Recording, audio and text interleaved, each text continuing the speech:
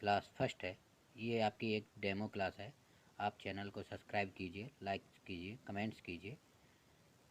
आइए तो शुरू करते हैं। पहला क्वेश्चन, भाषा की सबसे छोटी इकाई किसे कहते हैं? इसमें हमारे पास 4 ऑप्शन है: स्वर, व्यंजन, शब्द, वर्ण। देखिए, वर्ड या अक्षर दोनों एक ही बात होती है। अच्छा, ध्वनि होती क्या चीज़ है? ध्वनि मुख से निकलने वाला प्रत्येक स्वतंत्र स्वर ध्वनि कहलाता है। इसका इस्तेमाल सिर्फ मौखिक भाषा में किया जाता है।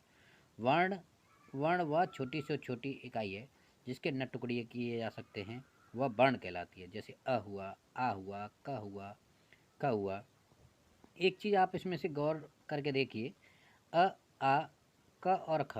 अ और आ में हलंत नहीं है, क और ख में हलंत है। इसका कारण क्या है? ये शुद्ध व्यंजन है। क और ख क्या हैं? आपके शुद्ध व्यंजन है। अ और आ स्वर हैं। शब्द क्या होते हैं? वर्णों के सार्थक और सुव्यवस्थित मेल को शब्द कहते हैं। जैसे पानी, अनाज, विकास आदि। पद पद क्या होता है? वाक्य में प्रयुक्त शब्द को पद कहा जाता है। शब्द और पद में सिर्फ यही अंतर है कि शब्द शब्दकोश में मिलते हैं और पद वाक्य में मिलते हैं। पद कहाँ मिलते हैं? वाक्य में मिलते हैं। वाक्य, अब वाक्य क्या चीज़ होती है? एक विचार को पूर्णता से अभिव्यक्त करने वाले शब्द के समूह को वाक्य कहा जाता है। जैसे मैं पढ़ रहा हूँ, राम पानी पी रहा है आदि। अब आपने इसमें देखा कि जो हमारी सबसे छोटी इकाई बताई है इन्होंने भाषा की, वह वर्ण बताया है, अक्षर बताया है। इनसे भी अगर देखा जाए तो वर्ण, अक्षर और ध्वनि एक ही चीज़ होती है। वर्ण और अक्षर से मिलकर के शब्द का निर्माण होता है। शब्दों से पद बनते हैं और पदों से वाक्य बनता है। और धीरे धीरे ये जो वाक्य है इनसे पूरा पैराग्राफ बन जाता है। इस तरीके से हम अगले अपने क्वेश्चन नंबर 2 पे आते हैं। निम्नलिखित में से कौन सी भाषा देवनागरी लिपि में लिखी जाती है? तो देखिए, अपनी अलग अलग भाषाएं, लेकिन हमारी जो भाषा है या जो हमारी लिपि है हिंदी की, वो देवनागरी है। तो मराठी जो भाषा है वो किसके अंतर्गत आती है? हिंदी के अंतर्गत ही आ जाती है। यानी अर्थात देवनागरी लिपि में ही आ जाती है। देवनागरी लिपि में काफ़ी सारी और भी अन्य भाषाएं हैं। लिपि लिपि क्या होता है? किसी भी भाषा के लिखने की व्यवस्था को ही लिपि कहते हैं। जैसे दाएं से बाएं और बाएं से दाएं, ये दोनों तरीके से लिपियों में लिखी जाती है। जैसे उर्दू हमारी ये है, वो हिंदी के जस्ट विपरीत लिखी जाती है। आगे चलते हैं, आपको बताते हैं। लिपि किसी भी भाषा को लिखने की व्यवस्था ही क्या कहलाती है? लिपि कहलाती है। संस्कृत, हिंदी, मराठी भाषाओं की लिपि का नाम क्या है? देवनागरी है। क्या है? देवनागरी। इसी प्रकार से अंग्रेजी की लिपि, अंग्रेजी भाषा की जो लिपि रोमन उर्दू भाषा की लिपि है। अरबी, फारसी और पंजाबी की लिपि कैसी है? गुरुमुखी की लिपि है। तो कभी कभी इन लिपियों में से भी एक क्वेश्चन आगे आ जाता है एग्जाम में, और आगे हम इसको आपको विस्तार पूर्वक बोर्ड पे कराएंगे। देवनागरी लिपि में आती है संस्कृत, पाली, हिंदी, मराठी, कोंकणी, सिंधी, कश्मीरी, डोगरी, नेपाली तथा अन्य नेपाली उपभाषाएं, गढ़वाली, बोडो, अंगिका, मगही, भोजपुरी, मैथिली, संथाली आदि भाषाएं देवनागरी लिपि में लिखी जा सकती हैं। आप इसका स्क्रीनशॉट ले लीजिए और आप इसको आराम से अपनी बुक में नोट डाउन कर सकते हैं। अधिकतर भारतीय लिपियां ब्राह्मी लिपि से विकसित हुई हैं। देवनागरी लिपि का विकास भी किसी लिपि से हुआ है? तो हमारी ब्राह्मी लिपि से हुआ है। अर्थात हम कह सकते हैं कि ब्राह्मी लिपि हमारी प्राचीन लिपि है। देवनागरी भाषा, देखिए मैंने बताया था लिपि के बारे में, अभी आपको थोड़ी देर पहले बताया था। देवनागरी बाएं से दाएं तरफ लिखी जाती है। इसके जस्ट विपरीत हमारी उर्दू की भाषा लिखी जाती है दाएं से बाईं तरफ। प्रत्येक शब्द के ऊपर एक रेखा खिंची होती है। जैसे हम कोई भी वर्ड लिखते हैं, जैसे आ के ऊपर लगा रहे हैं, का के ऊपर जो ऊपर डंडा लगाता है लगते हैं, ये इसकी है। इसे क्या कहते हैं? सिरो रेखा कहते हैं। क्या कहते हैं? सिरो रेखा कहते हैं। जिन वर्णों के ऊपर हम डंडा लगाते हैं, जैसे का के ऊपर डंडा लगाते हैं, खा के ऊपर लगाते हैं, तो इन्हें क्या कहते हैं? सिरो रेखा कहते हैं। नेक्स्ट क्वेश्चन की तरफ आते हैं।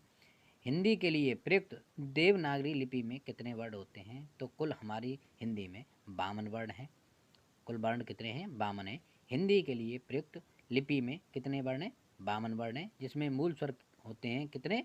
11। और व्यंजन कितने होते हैं? 33 होते हैं। उत्क्षिप्त व्यंजन जिन्हें डा और ढा कहते हैं वो दो होते हैं। अयोगवा होते हैं। संयुक्ताक्षर 4 होते हैं। अयोगवा वर्ण भी होते हैं, संयुक्ताक्षर व्यंजन भी होते हैं।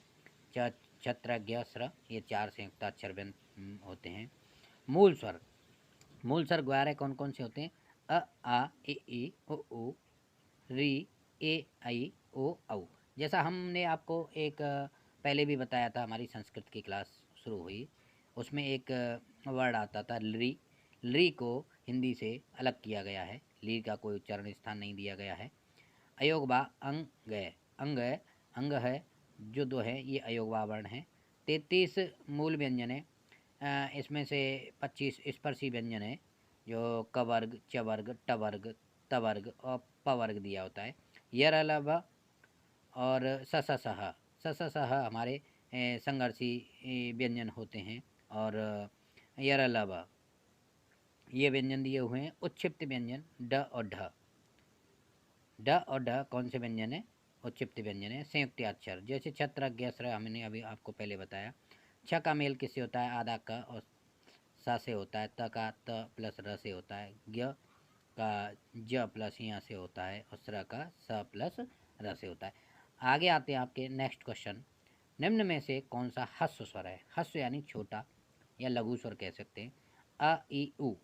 हमने आपको पहले भी बताया था अ, ई, उ, तो इसमें ई दिया हुआ है, सही उत्तर ही होगा। स्वर स्वर क्या होते हैं? जिन वर्णों का उच्चारण स्वतंत्र रूप से होता है और जो व्यंजनों के उच्चारण में सहायक हों, यानी जो व्यंजनों के उच्चारण में सहायक हों या जो स्वतंत्र रूप से बोले जाएं, उन्हें स्वर कहते हैं। एक संख्या में कितने होते हैं? 11। ठीक है। और 11 कौन कौन से हम पूर्व में भी आपको बता चुके हैं। अ, आ, ई, उ, ई, ऐ, ओ, औ और री। उच्चारण के समय की दृष्टि से स्वर के 3 भेद किए गए हैं, 3 पार्टों में विभाजित किया गया है स्वरों को। ह्रस्व स्वर, दीर्घ स्वर और प्लुत स्वर। उच्चारण जिसमें कम समय लगता हो उसे हम ह्रस्व स्वर कहते हैं। इन्हें मूल स्वर भी कहा जाता है। अ, ई, उ। क्या कहा जाता है? इन्हें मूल स्वर भी कहा जाता है। ये अ, ई, उ ये मूल स्वर हैं। दीर्घ स्वर जिनके उच्चारण स्थान में ह्रस्व स्वर से 2 गुना समय लगता है वो दीर्घ स्वर कहलाते हैं। ये 7 होते हैं। आ, ई, उ, ए, ऐ, ओ, औ।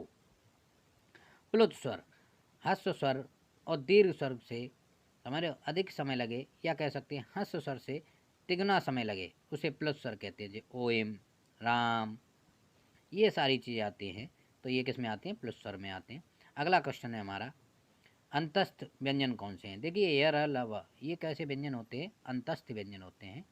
तो इसमें य, र, ल, व में से ल ऑप्शन दिया है, यही सही रहेगा। व्यंजन व्यंजन क्या होते हैं? जिन वर्णों के उच्चारण के लिए स्वरों की सहायता ली जाए वो कौन से व्यंजन कहलाते हैं? व्यंजन वर्ण कहलाते हैं। यह मूलतः संख्या में 35 होते हैं। देखिए हम पहले बता चुके थे, पहला व्यंजन है स्पर्श व्यंजन। कौन सा व्यंजन है? स्पर्श व्यंजन।